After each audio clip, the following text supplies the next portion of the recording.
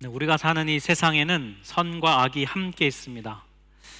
여러분은 선이 이긴다고 생각하십니까? 아니면 악이 이긴다고 생각하십니까? 여러분은 어떻게 믿고 살고 계신가요? 때로는 선이 무엇인지 악이 무엇인지 명확하게 구분하기가 좀 어려운 때가 있어요. 이게 섞여 있을 때가 좀 많이 있거든요. 하지만 대부분의 경우에 하나님이 우리에게 주신 양심으로 판단해 보면 무엇이 선인지 악인지는 우리가 구분할 수 있어요. 그래서 다시 질문해 보겠습니다. 여러분은 선과 악이 함께하는 이 세상에서 결국 무엇이 승리한다고 믿고 살고 계신가요? 아마 쉽게 대답하기 좀 어려울 수도 있다고 생각이 돼요. 그리스도인인 우리는 결국은 선이 이긴다고 믿어야 해요. 왜냐하면 성경이 그렇게 가르치고 있기 때문이죠. 마지막 날에 예수님이 이 땅에 오셔서 세상을 다시 심판하시면 결국은 선이 이긴다고 성경은 약속하고 있습니다. 하지만 중요한 건 우리는 그때가 언제인지를 알지 못해요. 우리 인생이 길어야 80년, 100년 이렇게 산다고 하는데 이 100년의 시간을 살면서 그 100년의 시간 동안에 때로는 선이 이길 때도 있지만 악이 이기는 경우를 우리는 참 많이 경험하기 때문입니다. 그래서 우리는 그 시간 속에서 경험하고 깨닫는 것은 선보다는 악이 더 강한 세상이 아닐까라는 깨달음과 경험을 훨씬 많이 하게 되죠. 여러분, 악이 가진 파괴력이 얼마나 강한지요. 여러분 삶에서 참 많이 경험하시죠. 제가 어제 우연히 TV 예능 프로에서 한 검사님의 얘기를 듣게 됐어요. 이 검사님은 그 사기범만 전담으로 하시는 검사님이었습니다. 근데 보니까 그렇게 하게 된 계기를 들어보니 이 검사님의 삶이 사기를 참 많이 당한 삶이시더라고요. 가장 크게는 그 검사의 아버님께서 오래전에 직장 동료 선배로부터 사기를 당해서 집을 다 날리고, 그래서 한 20년 동안 그걸 회복하기 위한 시간이 걸린 게 20년이 걸렸다는 거예요. 그 과정에서 어머님이 너무 고생을 많이 하셔서 건강이 악화돼서 일찍 돌아가셨다는 얘기를 눈물을 머금고 하시더라고요. 당하는 건 한순간이지만 여러분, 회복하는 게 20년이 걸린 그 한 맺힌 인생의 이야기는 얼마나 악이 가진 파괴력이 얼마나 강한가라는 걸 우리가 알 수 있는 세상을 살고 있다는 것이죠. 그래서 우리는 머리로는 결국은 선이 이기지만 정작 현실에서 우리가 부딪힐 때 그 믿음이 잘 작동되지 못하는 것을 참 많이 경험하게 됩니다. 여러분, 만약에 선이 승리한다는 것을 잘 믿지 못할 때에 우리 삶에 어떤 일이 일어날까요? 우리는 아마도 악이 판치는 세상을 보면서 이렇게 할 거예요. 어쩔 수 없다는 마음을 가지고 그냥 묵묵히 침묵하면서 살아가게 될 것입니다. 선이 이긴다는 믿음을 막 발휘하고 싶지만 용기가 없어서 주저하는 경우가 참 많이 있죠. 또 다른 경우는 뭐냐면 소수의 사람이 선택한 그 선함보다는 대다수의 사람이 선택한 악함, 즉 그 대세를 따라가는 경우가 많이 있어요. 사람들이 어떻게 하는가 이렇게 보면서 사람들이 하는 대로 살아가게 되죠. 하나님의 사람인 그리스도인들도 삶의 선택의 순간에 그 기준이 성경이 아니라 세상 사람들의 삶을 기준 삼아 갈 때가 참 많기 때문입니다. 남들도 이렇게 하니까 나도 이렇게 해야지 라는 것이죠. 그런 우리에게 오늘 본문에 나오는 예수님은 다른 길이 있다, 다른 삶을 사는 것이 무엇인지 우리에게 보여주셨어요. 오늘 우리 말씀을 통해 예수님은 어떤 삶을 사셨는지를 우리 같이 보기를 원해요. 누가복음 오늘 본문 시작 9장 51절을 보면 예수님께서 하늘에 올라가실 날이 다 되어서 예수님께서 예루살렘에 가시기로 굳게 결심하셨다고 말씀해요. 이 원어의 마음을 굳히다라는 표현, 원어로 보면은 얼굴을 고정한다라는 뜻을 갖고 있습니다. 그러니까 예수님께서 예루살렘을 향해서 얼굴을 고정하시고 이 방향으로 가겠다는 결단을 하셨다는 것이죠. 그러니까 목표를 분명하게 하고 그 목표를 이루기 위해서 나아가는 그 태도를 말할 때에 마음을 굳힌다라는 이 표현을 썼어요. 우리가 누가복음 말씀을 작년 6월부터 해서 지금 1년간 이 말씀을 듣고 있는데요. 이 오늘 9장 51절은 굉장히 누가복음에서 중요한 말씀이에요. 누가복음 이 9장 51절, 이 9장 51절을 기준으로 누가복음은 나뉩니다. 둘로 나뉘게 돼요. 이 9장 51절 앞에 나오는 내용, 그동안 우리가 들었던 말씀들은 대부분 예수님은 어떤 분이신지, 그리고 그 예수님이 가르치신 하나님의 나라는 무엇인지, 그냥 소위 말하면 예수님에 대한 좀 개관에 대한 그런 내용들입니다. 그런데 이 9장 51절부터는 이제 분위기가 달라져요. 이 9장 51절부터 이제 진행되는 이야기들은 그 주제가 뭐냐면 예루살렘을 향해 가시는 예수님이에요. 그래서 앞으로 전개되는 모든 이야기는 예루살렘을 향해 가시는 예수님이라고 하는 이 주제 아래에서 해석이 되어지고 그리고 들려져야 돼요. 예수님께서 예루살렘을 향해 가시는 것이 왜 중요할까요? 그건 바로 예수님께서 십자가 죽음을 향해 가시는 것이기 때문입니다. 예수님은 지금 죽으려고 예루살렘을 향해 가고 계시는 거예요. 예수님의 십자가 죽음은 앞에서 이미 예수님이 보여주셨던 9장 51절 앞에 나오는 그 모든 예수님의 가르침과 예수님의 행동을 완성하고 이루시는 그 목적이기 때문입니다. 그리고 그 유일한 방법이기 때문이에요. 이 방법밖에 없기 때문에 예수님은 예루살렘으로 죽으러 가는 것이죠. 이 9장 51절이 가진 뉘앙스는 마치 좀 영화의 한 장면 같아요.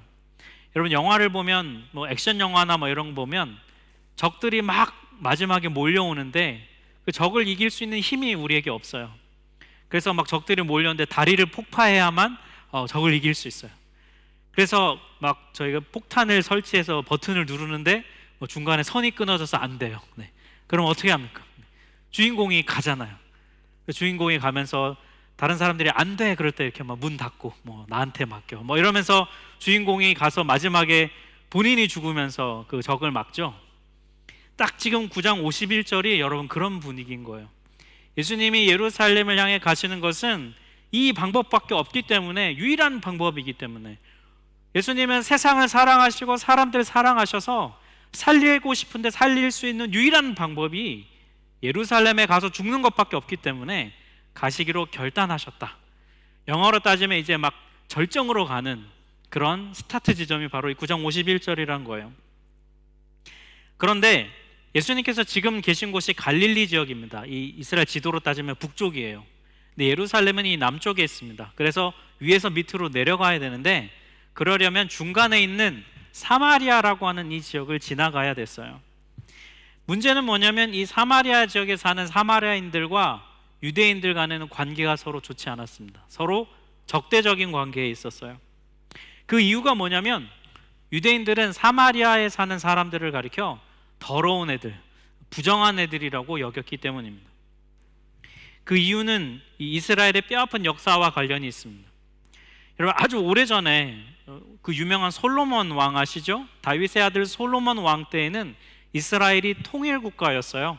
이스라엘은 혈연으로 구성된 12개로 나뉜 12개 지파로 구성되어 있었는데요. 다윗 때에 통일 왕국이 되고 이어서 그의 아들 솔로몬 때에도 통일 왕국이었습니다. 그런데 솔로몬의 아들 르호보암 때의 나라가 둘로 나뉘게 돼요. 그래서 북이스라엘과 남유다로 나뉘는데 이 북이스라엘이 기원전 722년도에 아시리아라고 하는 나라에게 멸망을 당합니다. 근데 이 아시리아라고 하는 제국은 멸망시킨 나라를 정복할 때에 어떤 방법을 썼냐면 혼혈 정책을 펼쳤어요. 혼혈 정책을 펼친 이유가 뭐냐면 피가 섞여서 민족의 정체성을 잃어버리면 반란을 일으키지 않기 때문입니다. 그래서 북이스라엘에 사는 사람들의 일부를 다른 나라로 보내고 다른 지역에 사는 이방 민족들을 북이스라엘에 보내서 서로 살면서 결혼하게 하면서 피가 섞이게 만들었어요. 그래서 그 사람들의 그 혼혈 민족의 후손들이 이 사마리아 지역에 계속 거주하게 되었는데 유대인들이 그들을 가리켜 피가 섞였다 해서 더러운 민족이라 하여서 그들을 거부했던 것이죠. 그래서 북쪽 갈릴리 지역에서 남쪽 예루살렘으로 이동할 때 유대인들은 어떻게 했냐면 사마리아 땅을 통과하지 않고 우회하여서 예루살렘으로 내려갔고 올라가고 했어요. 시간이 이틀 혹은 3일을 더 걸렸음에도 불구하고 그들은 그렇게 했습니다. 그게 소위 말해 유대인의 길인데요, 예수님은 이 유대인의 길로 가시지 않은 거예요. 오늘 본문을 보면 예수님은 사마리아 지역을 통과해서 가셨어요. 52절 말씀을 보면 예수님이 심부름꾼을 앞서 보내셨습니다. 그래서 그들이 길을 떠나서 예수님을 모실 준비를 하려고 사마리아 사람의 마을로 들어갔어요. 사마리아 지역을 통과하려면 최소한 이틀에서 3일 걸렸기 때문에 이 지역에서 여러분 숙박을 하고 음식을 먹어야 됐습니다. 그래서 예수님이 최소한 3명의 심부름꾼을 보내셨다는 건 뭐냐면, 쉽게 말하면 숙소 예약하러 보내신 거예요. 미리 가서 이 무리들을 위한 숙소를 예약해라. 그런데 어떻게 된 거냐면 거절됐어요. 53절을 보니까 마을 사람들이 예수가 예루살렘으로 가시는 도중이므로 예수를 맞아들이지 않았던 사마리아인들이 예수님 일행을 거절했습니다. 이유가 뭐냐면 예수님 일행의 목적지가 예루살렘이었기 때문이에요. 이게 왜 문제가 되냐면요, 사마리아인들은 유대인들이 자신들을 적대시하였기 때문에 예루살렘 성전에 가지 않았습니다. 이들도 여호와 하나님을 믿었거든요. 그래서 이들이 어떻게 하냐면 자기 땅에 있는 세겜이라는 곳에 있는 그리심 산에다가 따로 성전을 만들고 그곳에서 예배했어요. 그 그리심 산이 훨씬 더 정통성이 있다고 주장했는데 그 근거가 뭐냐면 신명기 27장에 나와요. 신명기 27장을 보면은 이스라엘 백성들이 처음에 가나안 땅에 들어갔을 때에 이스라엘 백성들의 지파 중에 몇몇이 그리심산에 올라가서 축복했던 그런 기록이 있습니다. 그러니까 여러분, 가나안 땅, 약속의 땅에 들어와서 처음으로 예배한 축복한 장소이니까 여러분 역사적으로 유서가 얼마나 깊겠어요. 이에 반해서 여러분, 예루살렘은 이보다 한참 뒤인 다윗 왕 때에 가서야 성전의 터가 되고 실제로 성전이 세워진 건 솔로몬 때니까요, 역사적으로 훨씬 더 오래된 걸 찾자면 그리심산이 훨씬 더 역사적 유서가 깊은 거예요. 그래서 사마리아인들은 여기가 진짜 예배당이다 라고 했던 것이죠. 이런 적대적인 관계에 있다 보니까 유대인 일행이 예루살렘 성전에 간다는 얘기를 듣고 거절한 것이죠. 사마리아인들의 이런 악한 태도에 대해 예수님의 제자들 중에서 야고보와 요한 두 사람이 형제인데요, 분노했어요. 54절 말씀을 보니까 이렇게 분노합니다. 주님, 하늘에서 불이 내려와 가지고 저 악한 자들을 태워버리라고 우리가 명령하면 어떻습니까? 라고 말했어요. 굉장히 끔찍한 심판 말하고 있는데 이건 사실 열왕기하 1장에 엘리야 선지자가 한번 행했던 일입니다. 거기 보면 북이스라엘 왕이 병에 걸렸는데 나을지 아니면 계속 이 병이 어떨지를 물어보려고 이방 신한테 물어보러 잘 신하를 보낸 일이 나와요. 하나님께서 그걸 보고 화가 나셨습니다. 내가 이스라엘의 왕이 신임에도 불구하고 이방 신한테 보내다니. 그래서 엘리야를 통해 책망하게 하세요. 그래서 왕이 화가 나가지고 엘리야를 죽이려고 군대를 보냅니다. 그때 엘리야가 기도했더니 하늘에서 불이 내려와서 그 군대를 불살라 죽였다는 얘기가 열왕기하에 나와요. 야고보와 요한이 아마 이 상황에서 그 사건을 떠올렸던 것 같습니다. 그래서 주님한테 예수님께 예청하는 것이죠. 예수님을 알아보지 못하고 무례하게 구는 저 무리들을 심판하여 달라고 얘기하고 있어요. 저는 개인적으로 이 야고보와 요한의 반응이 좀 이해는 됩니다. 불까지 내릴 것 정도는 없지만 적대적으로 이렇게 분노하는 이들의 반응은 이해가 돼요. 여러분, 예수님께서 사마리아 지역을 지나가지 않고 돌아가실 수 있음에도 불구하고 사마리아 지역을 굳이 지나가신 이유가 뭐겠습니까? 사마리아인들도 구원에서 제외되지 않았다는 것을 행동으로 보여주시기 위함이에요. 여러분, 지금 예수님이 어디로 가고 계십니까? 예루살렘으로. 왜 가십니까? 온 민족을 구원하시기 위해서. 그런데 거기에 사마리아가 제외될 수 없는 거잖아요. 그래서 예수님은 그걸 행동으로 보여주시려고 사마리아를 통과해 지나가고 계세요. 제자들도 예수님의 이런 마음을 어렴풋이는 알고 있었을 것입니다.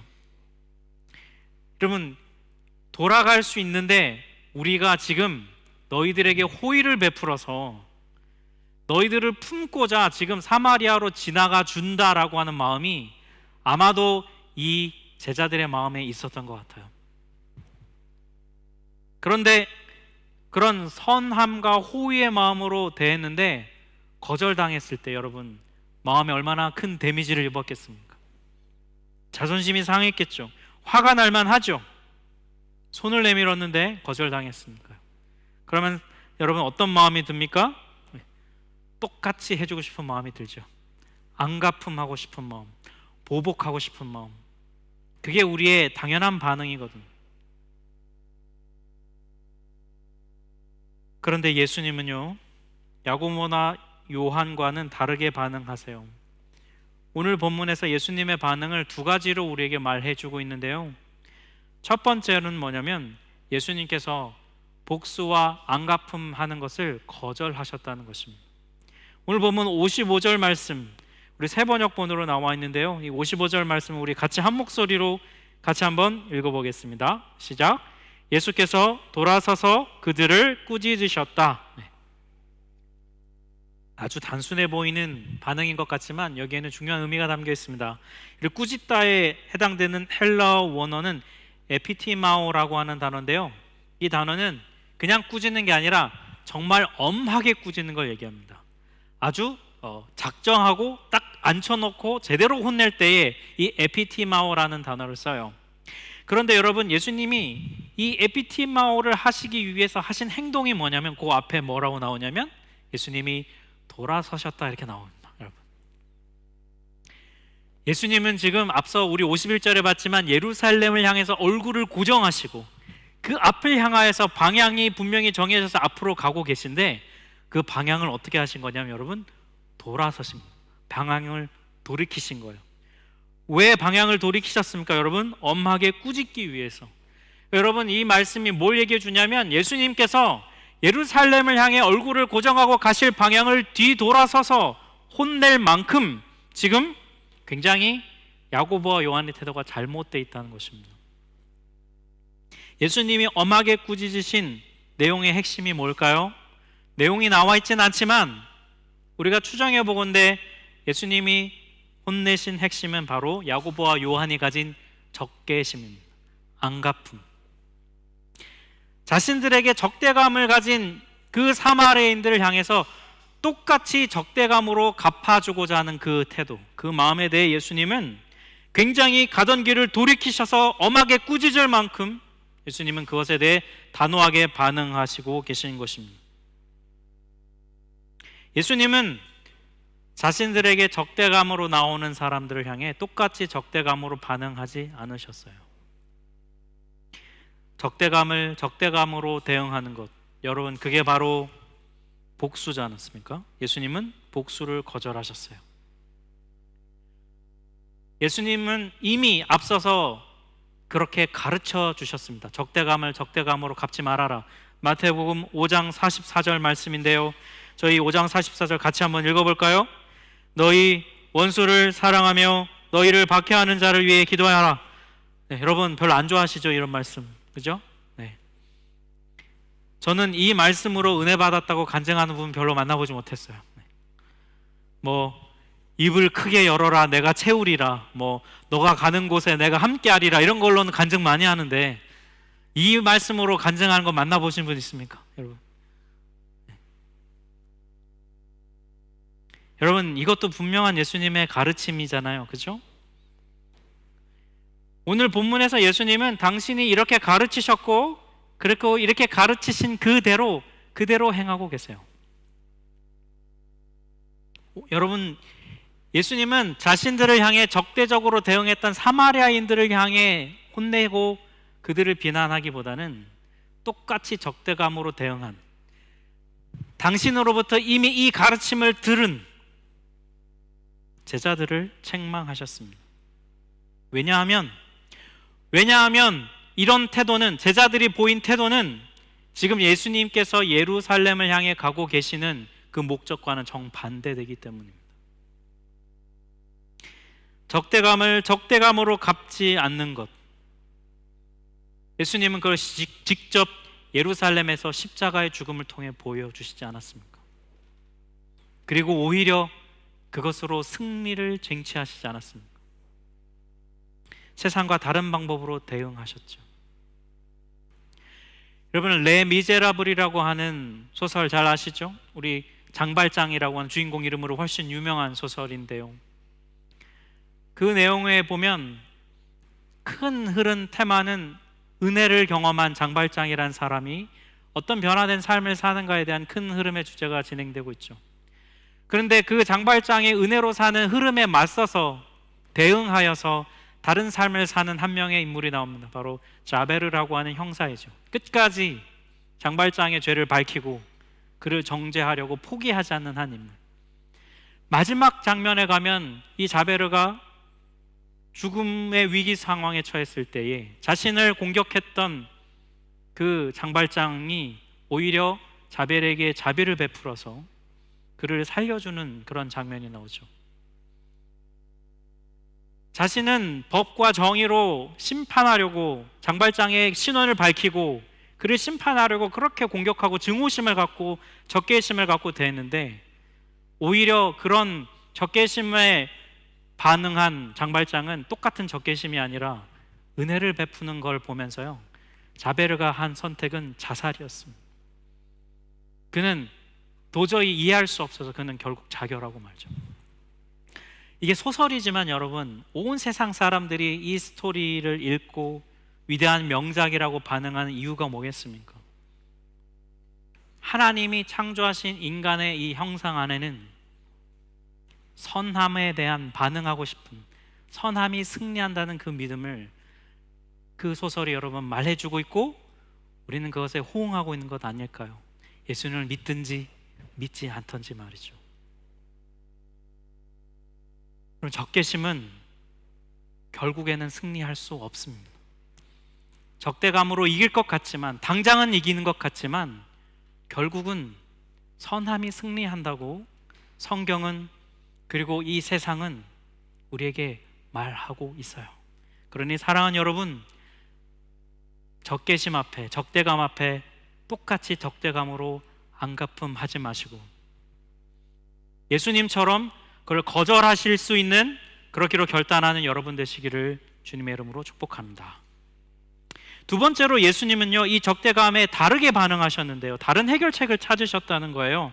56절 말씀을 보니까 함께 다른 마을로 가셨습니다. 여러분, 예수님은요 그제서야 다른 길을 가셨다는 거예요. 사마리아인들이 구원에서 소외되지 않다는 걸 보여주시기 위해서 통과하려고 가셨는데 사마리아인들이 거절했어요. 외면했습니다. 그러자 예수님은 그제서야 다른 길을 가셨어요. 혹자는 이걸 보면서 예수님께서 사마리아인들을 포기하신 것이 아닌가라고 생각해요. 하지만 여러분, 그렇지 않습니다. 예수님께서 나중에 십자가에서 죽고 부활하신 다음에 하늘로 올라가시기 전에 제자들한테 복음을 전하라는 명령을 하시는데요, 이렇게 명령하셨습니다. 사도행전 1장 8절, 오직 성령이 너희에게 임하시면 너희가 권능을 받고 예루살렘과 온 유대와 사마리아와 땅끝까지 이르러 내 증인이 되라. 예수님이 복음을 전파해야 할 지역을 막 언급하시는데 여러분, 사마리아가 제외되지 않았습니다. 예수님은 그렇다면 지금 왜 다른 마을로 가고 계실까요? 이유가 뭐겠습니까? 지금은 때가 아니기 때문입니다. 여러분, 예수님이 갈등을 무조건 회피하시지 않았습니다. 여러분, 갈등을 피하는 분들이 있는데 예수님 무조건 갈등 피하지 않았어요. 예수님 부딪혀서 논쟁하고 싸우실 때는 그렇게 하셨습니다. 하지만 그럴 때와 아닐 때를 분별하셨어요. 예수님은 사마리아인들이 예수님을 메시아로서 거부한 게 아니라 유대인으로서 거부한다는 걸 잘 아셨어요. 그래서 예수님은 지금은 때가 아님을 알고 피하셨습니다. 다른 해결 방법을 찾으셨어요. 하지만 나중에 사마리아가 구원되어야 된다는 걸 결코 잊지 않으셨고 여기에도 복음을 전하라고 명령하셨습니다. 이 말씀을 듣는 여러분들의 마음에 아마 이런 생각이 드실지 모르겠습니다. 목사님 알죠? 머리로는 복수하면 안 된다는 것, 그리고 싸울 때와 아닐 때를 분별해야 된다는 것 머리로는 잘 알죠? 하지만 힘들어요. 우리는 예수님이 아니잖아요. 라고 얘기하실지도 모르겠어요. 저도 힘듭니다, 여러분. 네, 어려워요. 하지만 제가 믿는 것, 우리가 확신해야 되는 건 뭐냐면, 우리가 믿는 예수님은 우리에게 불가능한 걸 시키는 분이 아니라는 것입니다. 예수님은 당신께서 먼저 이 길을 가셨습니다. 그리고 우리에게 이 길을 따라오라고 말씀하셨어요. 그러면서 우리에게 뭘 주셨습니까? 성령을 보내주셨습니다. 그리고 우리에게 복음을 심어주셨어요. 우리가 듣고 회심한 복음, 우리가 믿은 복음은 예수님이 사신 이 삶을 살게 합니다. 그 복음은 능력이 있기 때문이에요. 문제는 여러분, 불가능한 것이 문제가 아니라 불가능하다고 믿는 것이 문제입니다. 못하는 게 아니라 하고 싶지 않은 것이 여러분 문제예요. 사랑하는 여러분, 제가 매 주간 계속해서 설교 때마다 말씀드리고 있지 않습니까? 우리 안에 복음이 있다. 그 복음은 무능하지 않다. 우리 안에 성령님이 살아 계신다. 이걸 믿어라. 이걸 정말 믿으면 그러면 우리의 삶에 그 능력이 드러나게 되어 있다. 여러분, 결국 예수님의 일행이요, 사마리아 지역에 못 들어가고 돌아갔잖아요. 하지만 여러분, 예수님께서 십자가에서 죽고 부활하시고 승천하신 다음에, 그 다음에 사마리아에도 복음이 전해져야 된다, 사마리아에도 복음을 전해라 하신 예수님의 이 명령을 듣고 사마리아 지역으로 들어가서 복음을 전한 사람이 있습니다. 바로 그는 예루살렘 교회의 집사님이었던 빌립 집사님이었어요. 여전히 사마리아는 유대인들에게 적대적인 상태였습니다. 여전히 유대인들과 대치 상태에 있었습니다. 그런데 그 지역에 들어가서 과감하게 복음을 빌립 집사님이 전했어요. 그랬더니 여러분, 어떤 일이 일어난 줄 아십니까? 사도행전 8장 5절에 보면 빌립이 사마리아 성에 내려가 그리스도를 백성에게 전파했습니다. 그랬더니 8절에 무슨 일이 일어났냐면 그 성에 큰 기쁨이 있었습니다. 그 성에 큰 기쁨이 있더라. 적대감을 뚫고 들어간 복음은 적대감을 기쁨으로 바꾸는 결과를 가져다 주었다고 성경은 우리에게 말해주고 있습니다.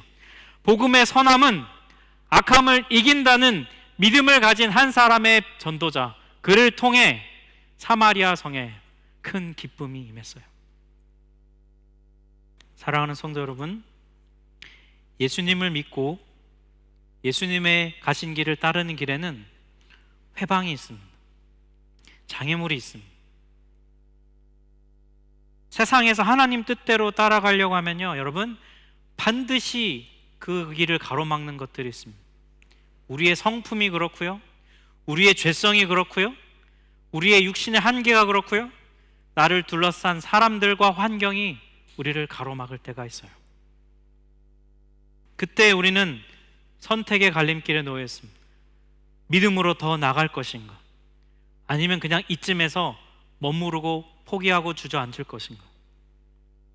그때 우리에게 필요한 게 뭐냐면 바로 선함이 결국은 승리한다는 믿음입니다. 선이 결국은 이긴다. 그 믿음이 있다면 우리는 예수께서 가신 그 길을 따라 더 한 걸음 한 걸음 나아갈 수 있을 것입니다. 사랑하는 성도 여러분, 결국 무엇이 이기는가, 누가 이기는가는 이거요, 하나님 앞에서 판결이 납니다. 세상에서 내가 이긴 것 같아도 하나님께서 네가 졌다라고 하면 그건 진 것입니다. 예수님이 그걸 여러분 보여주시지 않았습니까?